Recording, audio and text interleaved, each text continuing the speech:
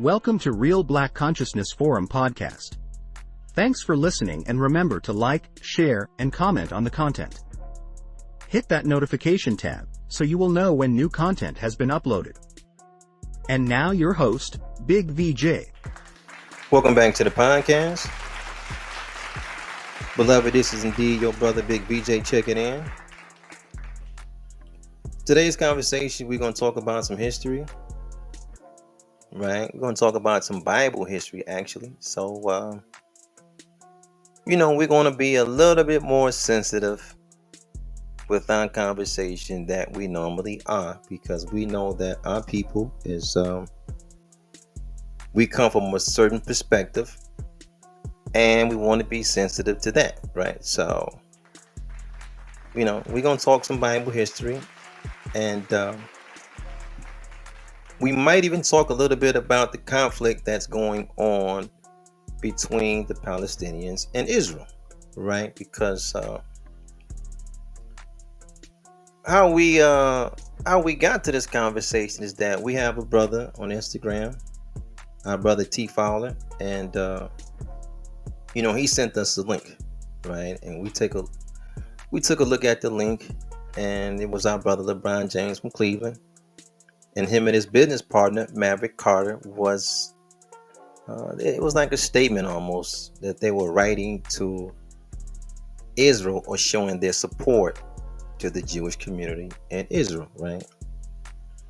And we thought it was a very, very interesting post that they wrote. You know what I mean? So, not only that, I got an old head at the job, right? He's a solid brother, and we were also talking about the conflict. And he says that, he doesn't like what the Palestinians is doing. And he said, I stand with Israel. And I thought that was interesting. He said, well, what about you, VJ? Who do you stand with? And I said, well, both of those guys is imposters, right? The so-called Palestinians are fake, they're imposters. And, the so-called Israelites over there, they are imposters as well. I said, because that land originally belonged to black people. Black folks, black family, black tribes, and it was stolen from them by the children of Israel. And he just had that look on his face, beloved, because I know, our people been underneath the tutelage of Pochop, and they know something, but they don't really know what they think they know. They just, because I understand our Pochop give it to him. He giving it up with the organ playing in the back and the tambourines, and he gonna sprinkle some offering in the message, and he gonna make sure you get that tithing message. But outside of that, you'll learn when it comes to the biblical text. Our people really don't know that much. In the name of Jesus, have your way, Lord. Have your way, Lord. Have your way, Lord. I've got such a screaming spirit in here.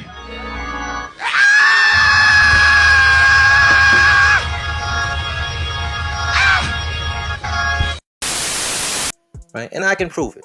I'm not just going to put it out there and say our people don't know much. I can prove it. Next time you go to the church house and you see one of the members that been there for 25 years, right? You ask them to name you the 12 tribes of Israel, and you just wait. Put your clock out and wait. Just wait. You're going to be waiting for a little while because they don't know.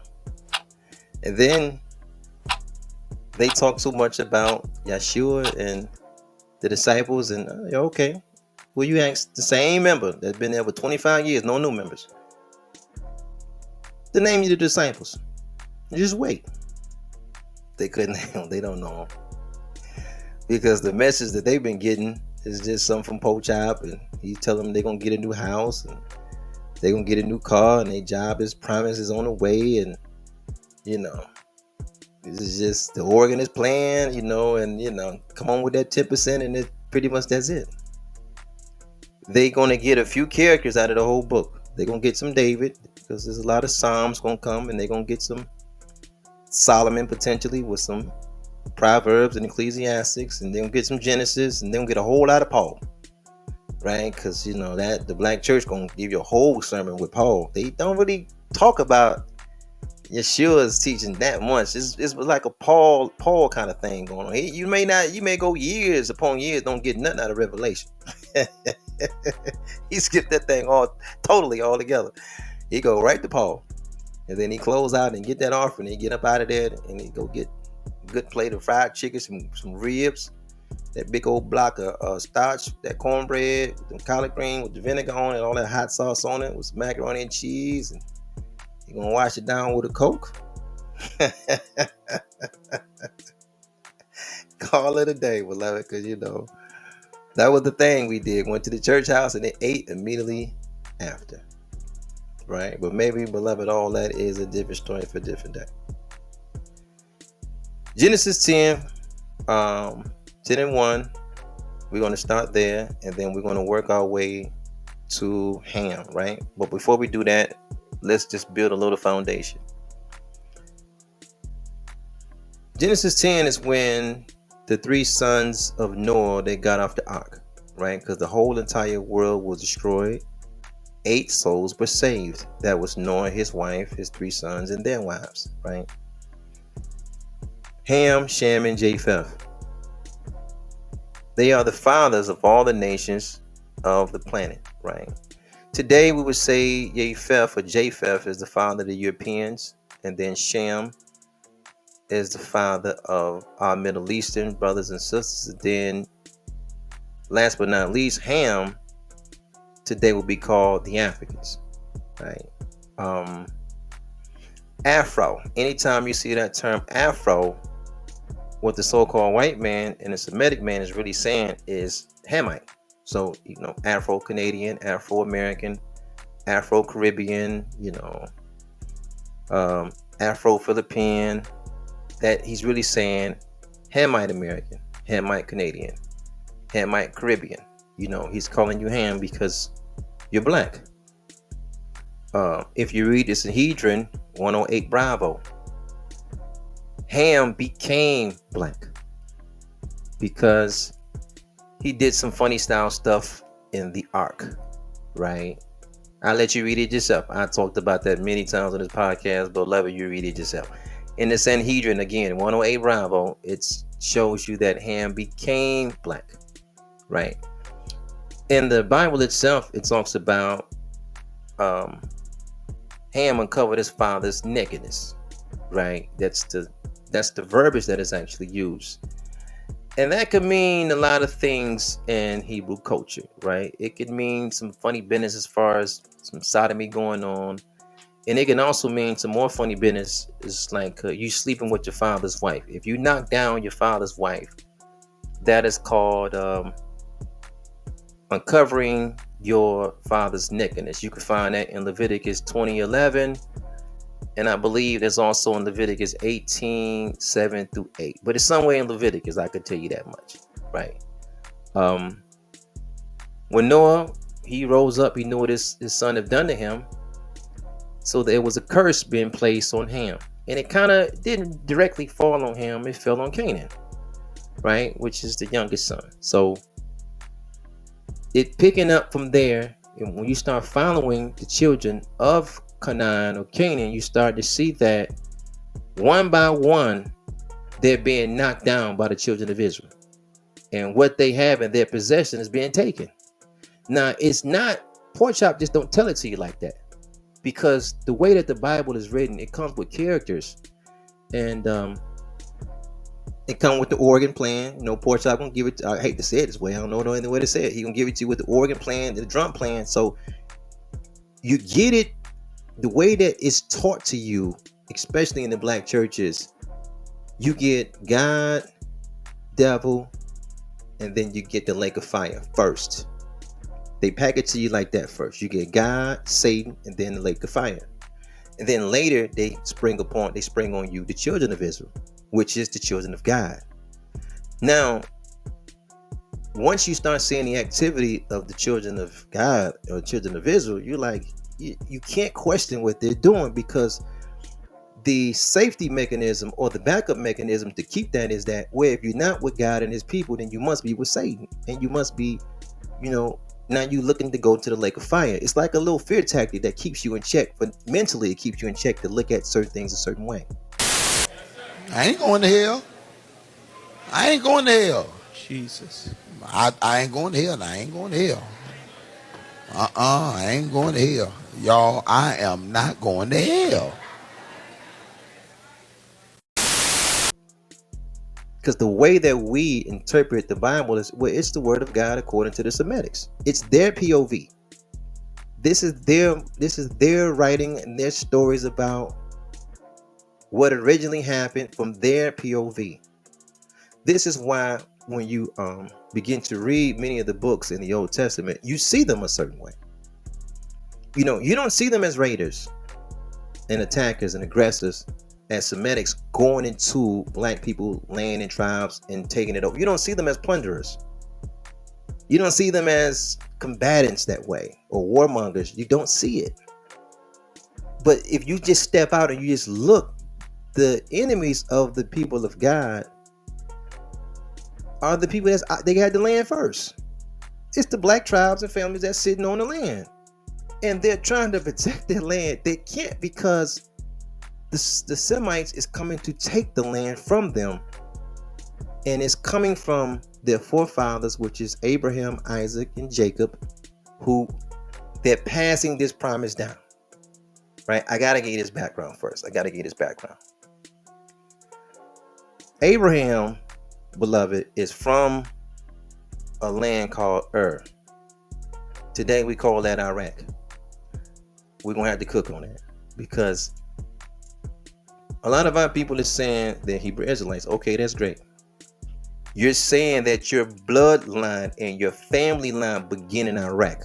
This is the place of your original birth, because this is where Abraham is from, or Abram. It later became Abraham. This is where he is originally from now. Iraq, right?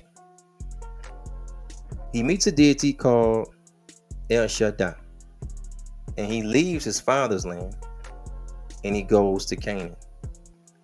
He goes to a place in Canaan that, it's all occupied by black folks, but he went to like the desert area first. So it was like a famine there. He had to go to Egypt. Kind of gained some wealth in Egypt. I don't want to really say how, because I said it before. I don't want to say how he got wealthy. We're talking about Abram, how he got wealthy in Egypt. But I don't know. It's my podcast. Maybe I should say. You know what I'm saying? Because I don't want to offend nobody with this. It is almost a little pimpish how Abraham got wealth. He went to Egypt with his wife, and according to the story, he kind of schooled his wife. He's like, yo, these people are going to be into you. Talking about the Egyptians, the Cometics. They're gonna want you as their wife. So I want you to play like you my sister. And then you would see that his wife Sarah would go into these palaces. They came in contact with powerful men, not just the regular Joe Blow. His wife got in the presence of powerful princes and pharaohs, and she would go into the house, and then she would come out of the house, and it'll be a little conversation about what they didn't know. She was married and this and that, and then, but in the process, they're giving them cattle and male servants and female servants, and so by the time he leaves Egypt, he's wealthy. He's so wealthy that him and his nephew had to split apart from each other. Him and Lot had to go separate ways, because they had, the man accumulated so much wealth in Egypt. They had they had to split up, because it was too much for different story for different day. But this is how he got rich. He's living amongst the people, black folks, black tribes, black families, and there's a promise in Abraham's heart by his deity El Shaddai that he's going to get that land. Now we're going to have to cook on that as well, because I often teach our people here that, see, the problem with black folks is that they don't look down the line. They don't know how to look down the line 25 years and 50 years and 75 years and 100 years. And they don't. They are amongst people, the so-called white men and the Semitics, that do look down the line 100 years. Abraham is literally around black people, and the whole entire time he's around them, in his heart he's saying, my descendants are going to get this land one day. Now just think about that. Abraham, Isaac, and Jacob, in their heart, they're walking around, black folks all around Canaan, all these Canaanites, all in their heart, they're saying, the God that we serve gonna move you, they're gonna give us your land. We're gonna take this land from y'all one day. This gonna be ours. Now the black folks that's engaging them every day, selling them, helping them out, going to school, going to the market, they're not thinking about that. They don't know that, but this is in these folks' heart. So much so that they go through a sojourn in Egypt, in which they say they was underneath slavery, right? And they in bondage for 400 years. I'll be trying to make out the 400 years, because I can't see the 400 years when I do the math, but maybe, I'm missing something, because while they're in Egypt, they're doing great. And then there was a Pharaoh that knew not Joseph, right? And then they leave that Pharaoh, and they get a Pharaoh, like I said, he didn't know Joseph at all. So he treated the Israelites harshly, and he wanted to get rid of the male children. They hid Moses, and then in one generation, Moses delivered the people. It wasn't no 400-year run. He did it in his same generation. He delivered his people up out of there. Not only that, because our people, right, black folks in America especially, they feel like that's the part of the story they connect with so much. You know what I'm saying? Like, our people was like, the Hebrews, don't work me like a Hebrew slave. Well, let's talk about that Hebrew slave, because when that Hebrew slave left slavery and he went to the wilderness, Moses went up to speak to his God, right? His deity. At this time, the deity that he was in close contact with was a deity called Yahweh Elohim. And he went up into the mountain to talk to Yahweh Elohim. And the people got a little restless. So while they got a little restless, they called on his brother, Aaron, to make them a new God. And Aaron eventually gave in. So he said, you know what? And this is Aaron speaking. He said, you know what? Give me your gold from you and your husbands and your wives and your children. Y'all give me all y'all gold, and I'm going to make y'all a calf. And he was able to take the gold from the people and put a golden calf together for them to make a god. Now let's stop. Beloved, you seen the pictures of your forefathers in Mississippi. We're talking about plantations now. You seen the pictures of your forefathers in Alabama and Georgia, in the Carolinas and Virginia, right? Texas, and Louisiana and Tennessee, the so-called slave states. How much gold you see on them? Because you always want to just compare your plight with somebody else, and you want to connect with everybody. How much gold they have on them when you see them on the pictures? Mom and them now. We talking about our forefathers. You seen some gold on them? If Harriet Tubman, right, put all of our people out of the woods and then plantations, and they said, we want a new God. We want a new guy. And she said, give me your gold. I'm going to make you one. How big is she? Let's be real now. If our Queen Mother, Harriet Tubman, right, if she said that she wanted to make our people an idol out of gold, how big that idol gonna be? Right? We just using Harriet Tubman. We know that's a play on words. We know Harriet Tubman didn't exist. We know another name exists. We know Harriet Tubman, they just kind of made it up. But just for conversational piece, because I think we're all familiar. This is who our culture called the Black Moses, right? So I'm trying to make that comparison. How big you think that idol is gonna be? It's gonna be made out of gold. It ain't gonna be none. You ain't had no gold. You ain't had nothing. You had nothing to go for self. Meanwhile, we're reading a story about somebody, the Semitic, that ran out to the desert, and they have so much gold on them, beloved, they can make a whole calf with it, a whole golden calf, and make it a new god. But I don't know, maybe, beloved, that's a different story for a different day. The part that we're going to pick up on is the part in which we're going to come after Moses. Because Moses, again, and the elders of the children of Israel, they make a pact with the deity called Yahweh Elohim. Now, I have to just say a little bit about Yahweh Elohim. And I'm just introducing the concept to some. Maybe not to all, but to some. and you can take it or let it alone, right? Because we're just talking Bible talk. In Genesis, at the very beginning, the heaven and earth was created, right? So there's two type of generations that was created in this creation story. There's the generations of the earth, and then there's a generation of the heavens, right? In the earth, there's like 5 kingdoms of generations. You got the insect kingdom, the animal kingdom, the fish kingdom, the fowl kingdom, and then you have humans. The humans came last. There's also generations in heaven that was made, and we call them the heavenly host, right? The sons of God is part of the heavenly host. The angels, which are messengers, the Malak, M-A-L-A-K, are part of the heavenly host.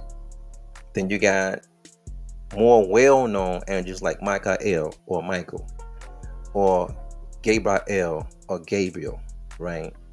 This heavenly host is called the Elohims, right? And then you have the chief god, which is Abba Elohim, which he's at the top. Then you have the son, Yeshua Elohim, which is the son. And then you have Yahweh Elohim as well, right?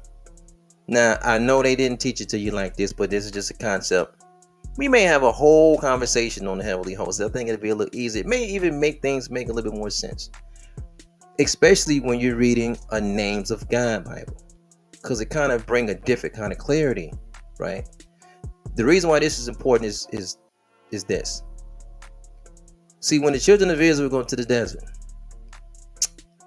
they make a pact with their deity, Yahweh Elohim. And you would see that Yahweh Elohim is like he's like a military strategist almost. He's the military mind out of the host of heavens. He's like the I don't know, like he's like a 10-star general almost. He's a deity of war. He's over war. And they make a contract with him. Now, underneath the tutelage of Yahweh Elohim, you see that it's all about battle strategy and war, right? So the way that they do it in English is that they just throw the word God over everything. So you be like, sometimes you be like, because even when I was coming up in the church house, they used to tell us that they say, well, Jesus is God. And then just instinctively you used to think, just say like, man, when I read the Old Testament, it's like, it just doesn't sound like the same. You don't even know much. It's like, and even some preachers, they would say that, the Old Testament God was this and that, but in the New, it wasn't this. It was a difference. You notice it was a difference because the translators just took Elohim and they just throw God over everything.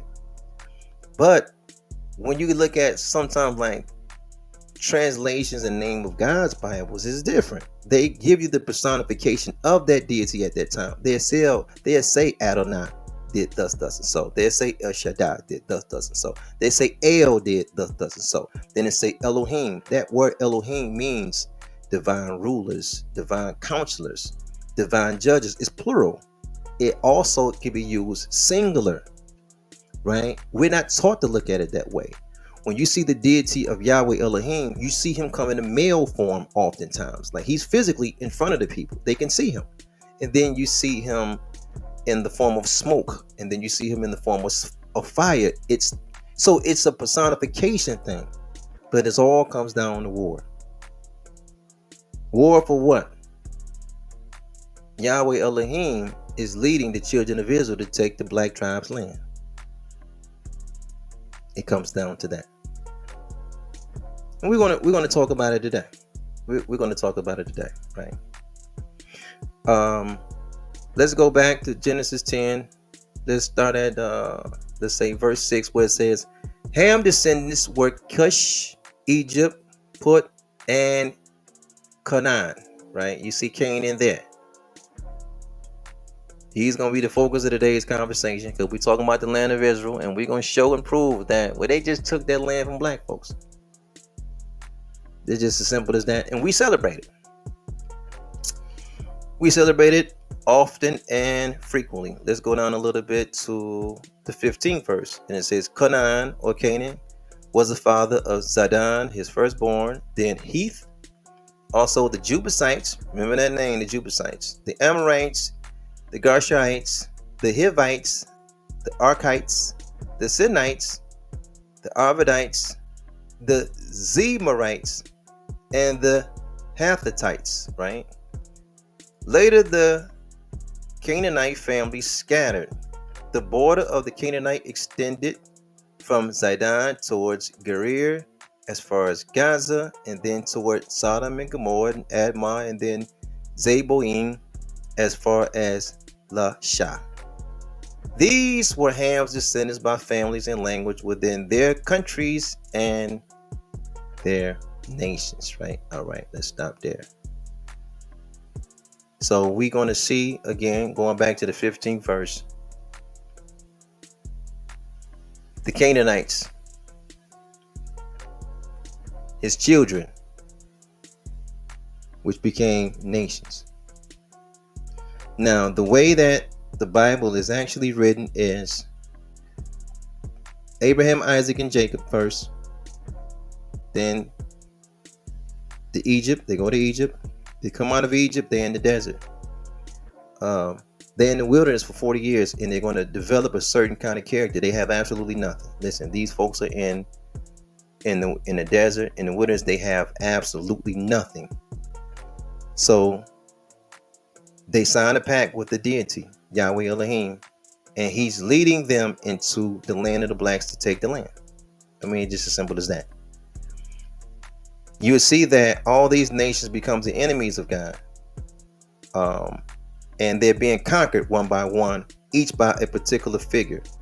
Moses is he's going to hand over the baton to Joshua. Joshua is a military commander.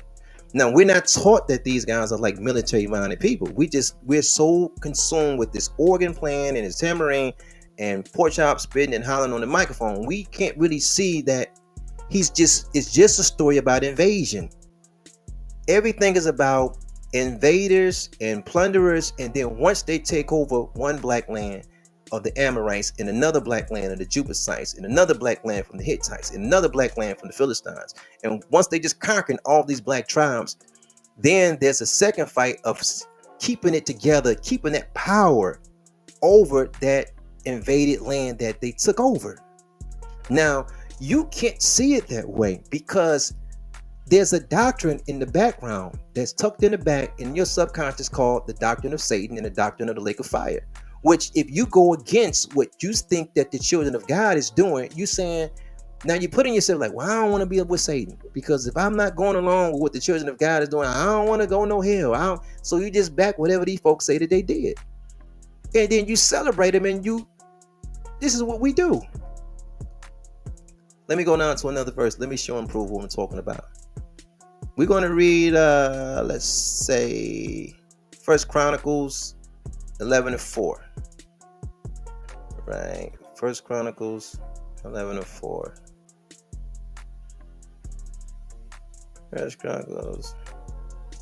And I want to start off we're going to start off at first verse, right? We're going to work our way down to 4. And it says, all of Israel gathered around David at Hebron. We are your own flesh and blood, they said.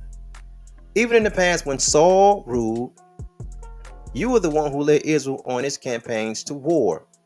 Yahweh, your Elohim, has said to you, you will be my shepherd of my people Israel, the leader of my people Israel.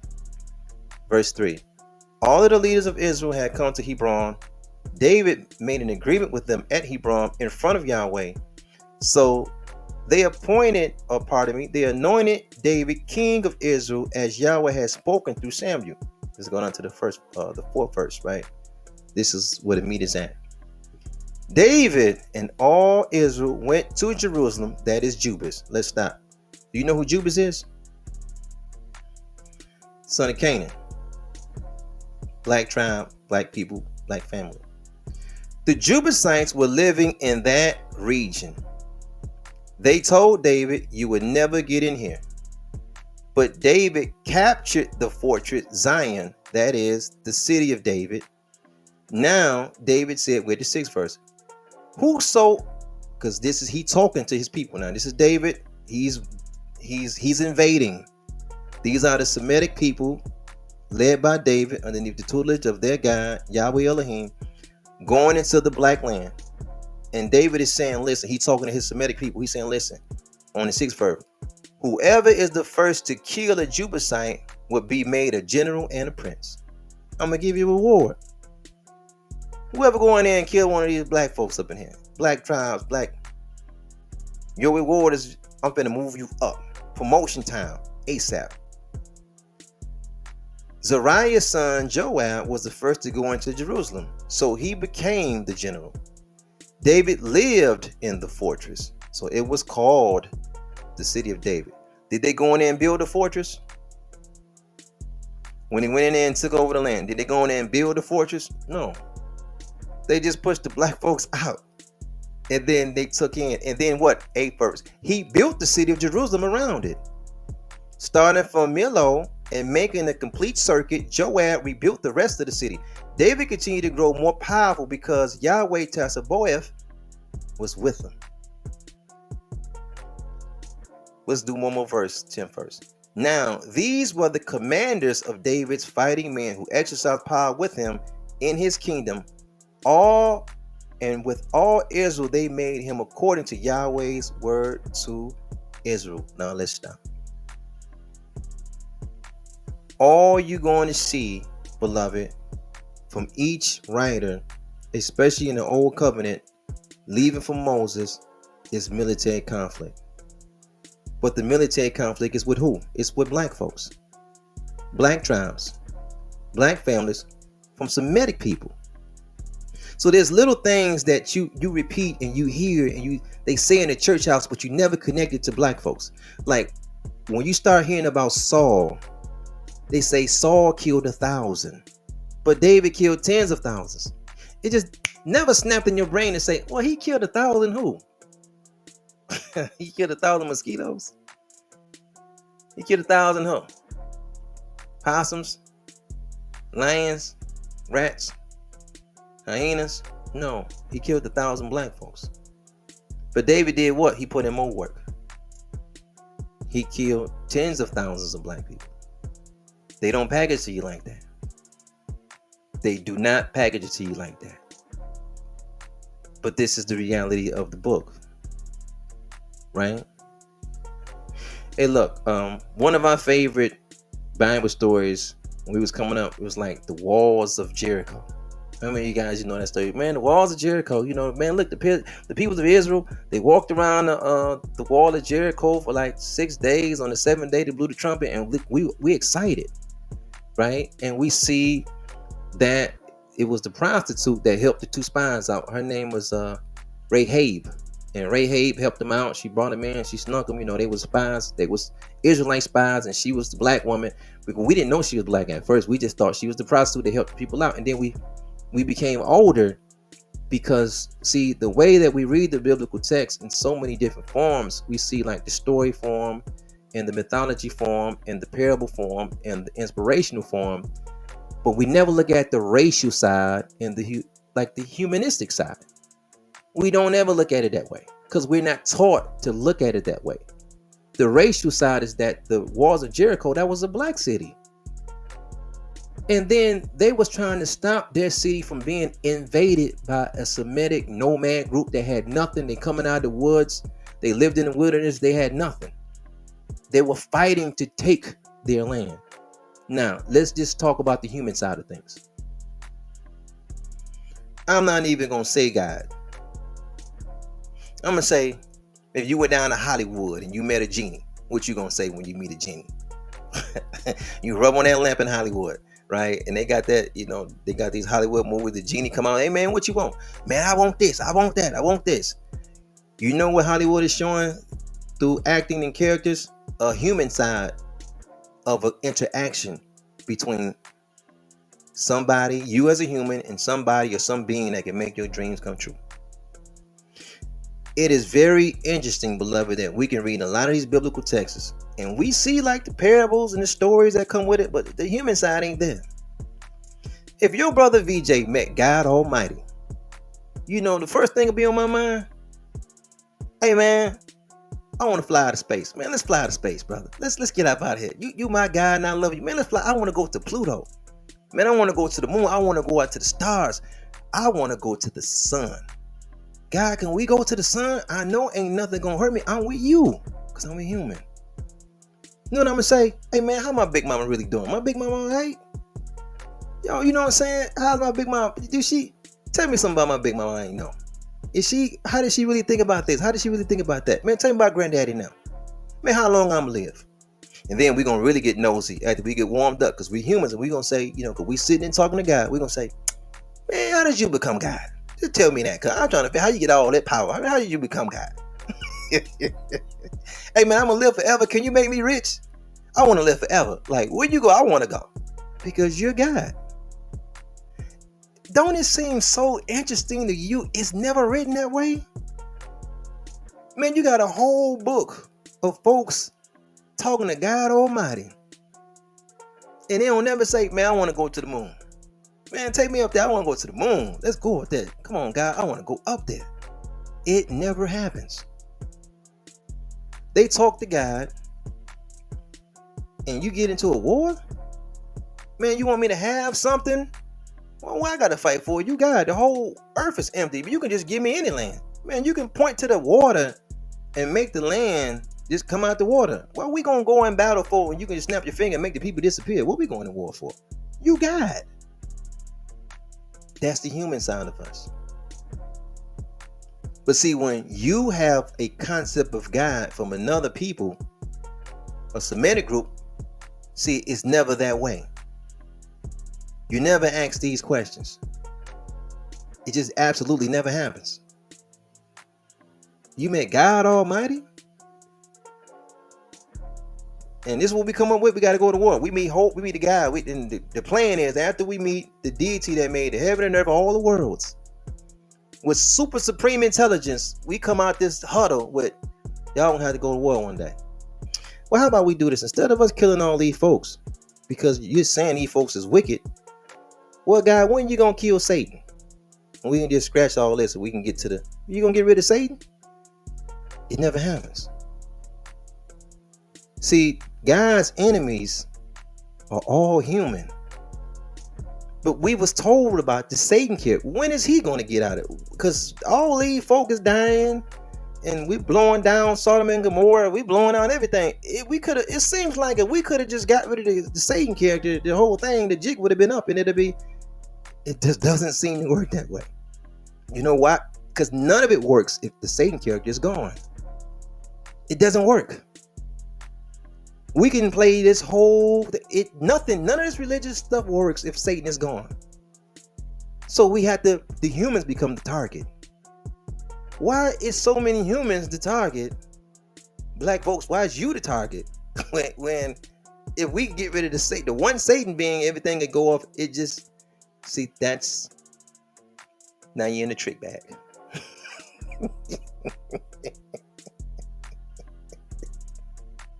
See, everybody got to go but him. All is the mind. Shakespeare said that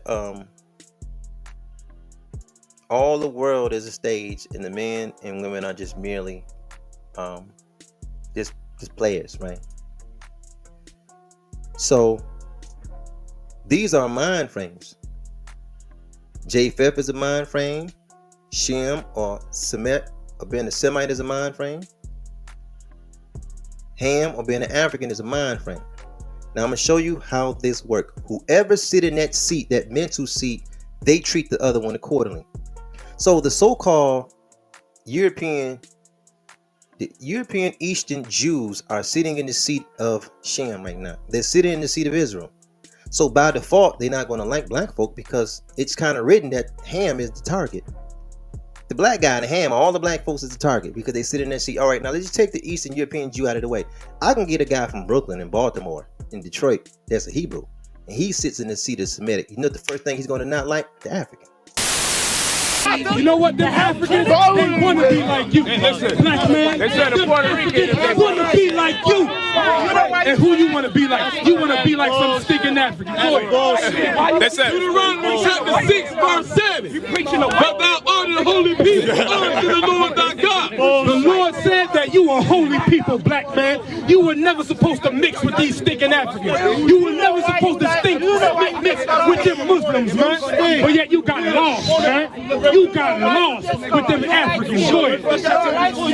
the Lord thy God hath chosen thee to be a special people unto himself. The Lord chosen you, black man, to be a special people. Why the hell you don't want to be a special people?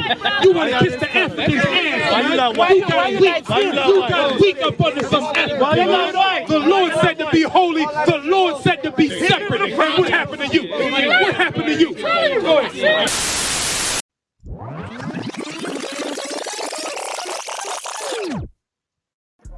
The black guy, the Ham, all the black folks is the target because they sit in there and see, all right, now let's just take the Eastern European Jew out of the way.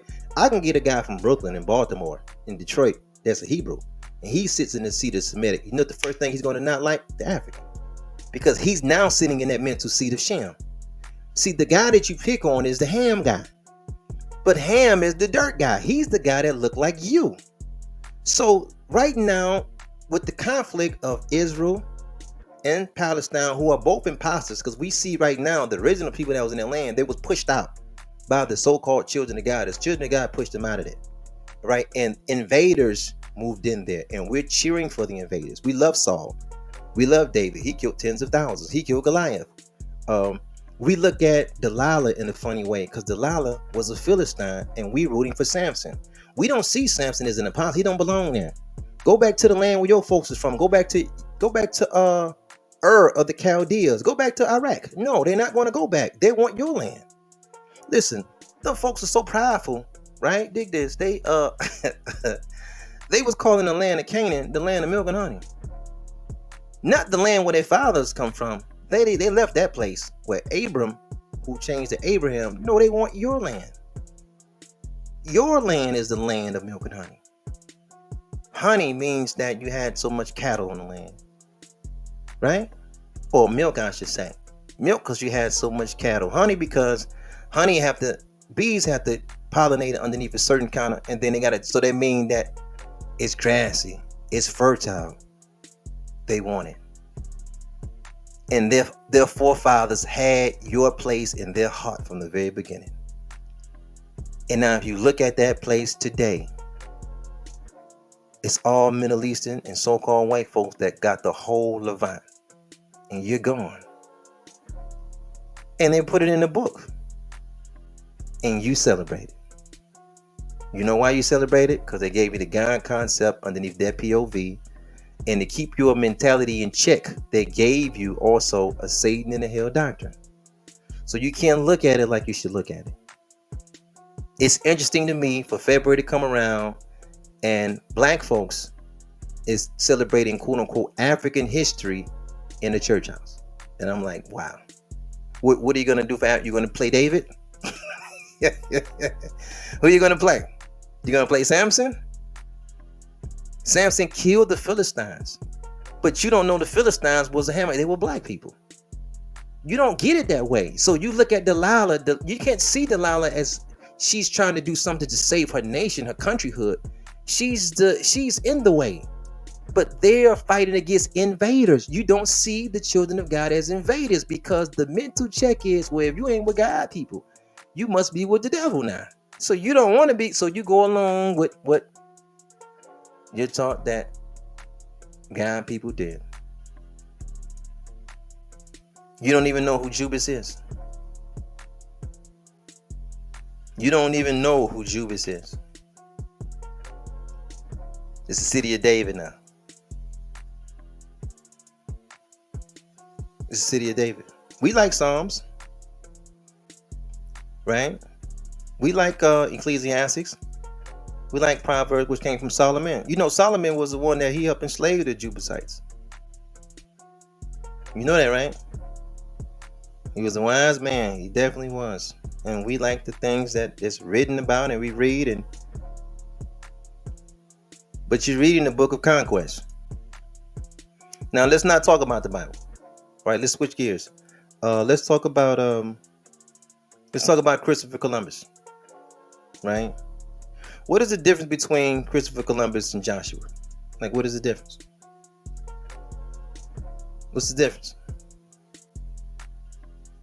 Christopher Columbus in 1492, he came to Santo Domingo, he came to the Caribbean islands, right? Because he had 4 expeditions. When he got to Santo Domingo, he said what? He looked around, he played nice with the people. He played nice with your people, if we want to make it plain. He played nice with your people. He hung around your people, and he's pretty cool. And then he went back to Europe, and he told his leadership what? He said, you know what? 50 men, I can take the whole land over. Now, the people that's living there that look like you, they don't even know that's in this man's heart. He just played nice. He just hung out. He thought it was all good. And when he came back, he took the land and he killed the people.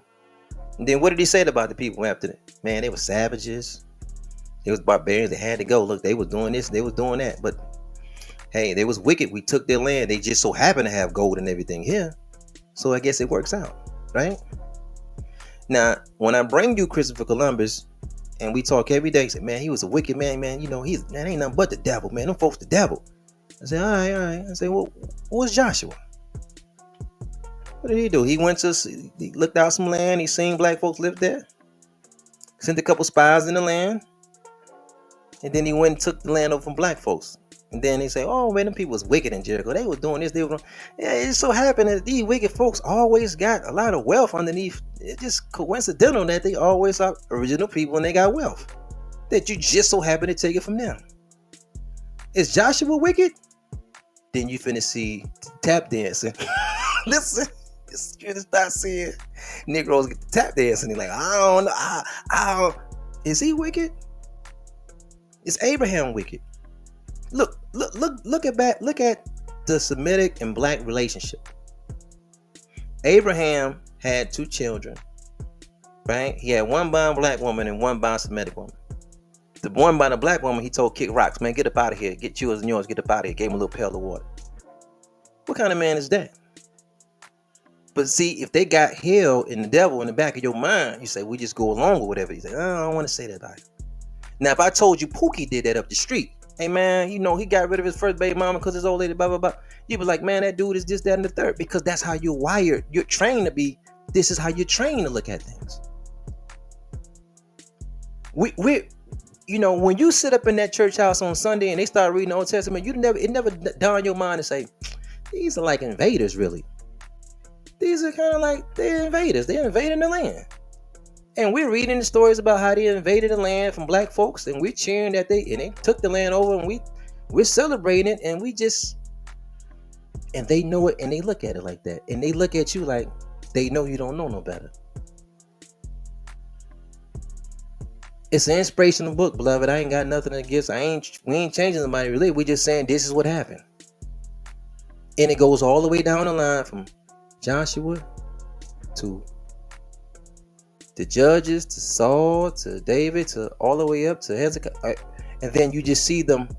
First, you see them invading these different territories one by one, killing everybody off, subduing everybody else. And then you see them occupying and sitting there and trying to fight to keep that spot. And then losing some battles, winning others, losing some battles, winning others. But they're fighting to keep that spot that was originally yours. And now, you celebrate every Sunday about how Semitics destroyed black tribes, and you're too green to know it. So, I guess you can play the organ and dance and shout and holler and scream about the Semitic victories over the Hamitic people, which they see as you. And we'll leave it there. Peace and black power to your family.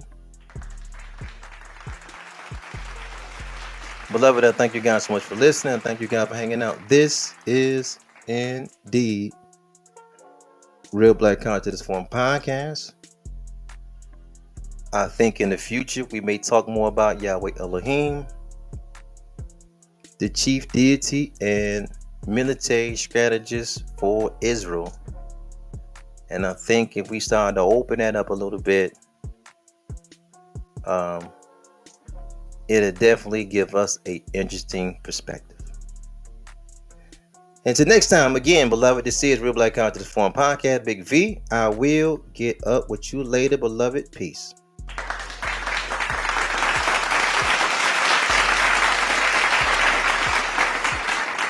Thanks for listening. Remember to follow us on Instagram, Twitter, YouTube, Google, Anchor, Spotify, and Facebook. Also, don't forget to like, share, and comment on the podcast. Your opinion of what you just heard is important to the platform. So yes, beloved, your comments are the engine and fuel to the machine. Stay blessed and have a powerful day.